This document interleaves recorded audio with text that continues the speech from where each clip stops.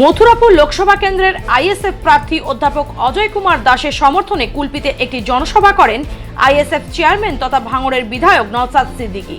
এদিনের এই হাজার হাজার কর্মী সমর্থক সহ সাধারণ মানুষের উপস্থিতি ছিল জনসভায়। পাশাপাশি নওশাদ সিদ্দিকী জানায়, মানুষ এই সন্ত্রাস আর মেনে নিতে পারছেন না, এবারে নির্বাচনে তার যোগ্য জবাব দেবে।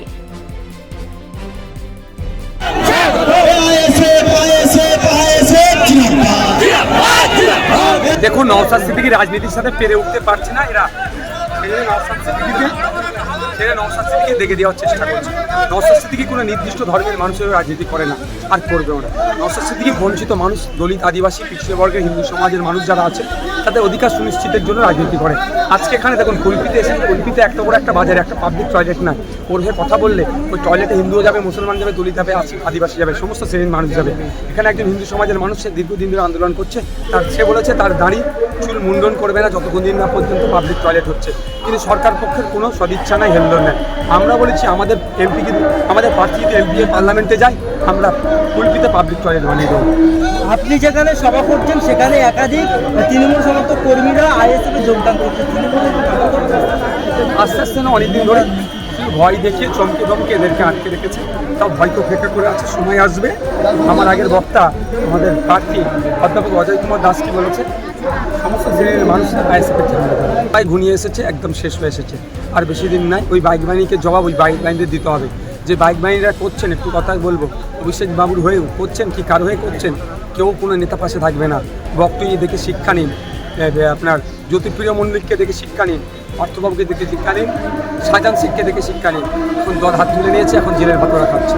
পাশাপাশি মথুরাপুর লোকসভা কেন্দ্রের আইএসএফ প্রার্থী অজয় কুমার দাস বলেন, তৃণমূল কংগ্রেসের এই জয়নিং তা মিথ্যে নাটক। যারা তৃণমূল ধারা শোষিত হচ্ছে, বিজেপি থেকে বঞ্চিত হচ্ছে, সেই সমস্ত মানুষরা স্বতঃস্ফূর্তভাবে দেখুন না, আজকে এত রোদের মধ্যে, এত গরমের মধ্যে নিজেদের কাজকর্ম ফেলে রেখে তারা কিন্তু আমাদের সাথে এসেছে।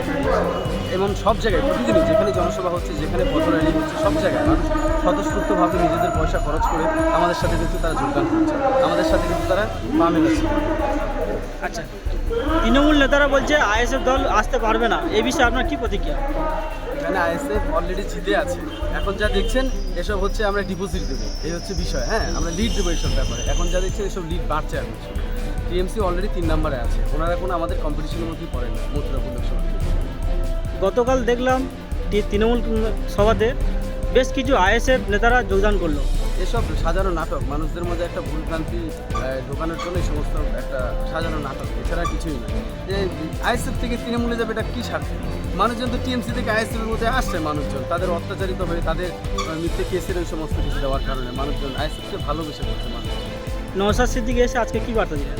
নওশাদ সিদ্দিকী এখানকার প্রতি মানুষদের উন্নয়নের কথা বললেন, আমরা এলে কী করতে পারি, আমরা অন্য সব দলের মতো অনেক মানুষের হয়ে কথা বলছেন। সোজা কথায় এখানে কোনো ভেদাভেদ ভুলে এরা কিন্তু পিছিয়ে পড়া মানুষের হয়ে আমাদের দল যেমনটা বলেন সেই আদর্শই মেনেই কিন্তু তিনি আসবেন।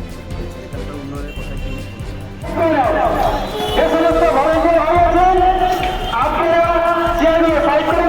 Bureau report, Bengal press TV.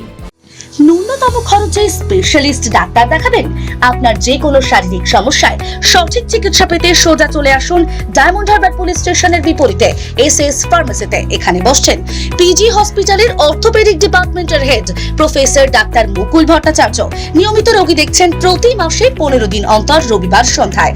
উপস্থিত থাকছেন বিশিষ্ট চর্মরোগ বিশেষজ্ঞ ডাক্তার সোম শুক্লা রয়। রোগী দেখছেন প্রতি সপ্তাহে বুধবার।